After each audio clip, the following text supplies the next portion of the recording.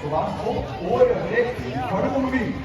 Forestillingen har premiere 21. juni. Og så kommer ingen ringere enn Nanset idrettsforening. Velkommen, Nanset! Veldig bra. Nanset idrettsforening er et fleridrettslag med over 900 medlemmer fordelt på discgolf, fotball, ski og sykkel.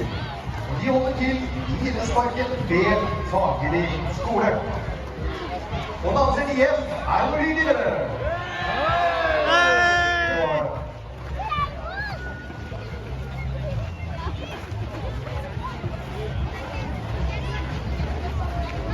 Fra scenen her nå så kan det nesten se ut som alle de 900 meter på Nanset IF deltar i årets borgertog, og det er veldig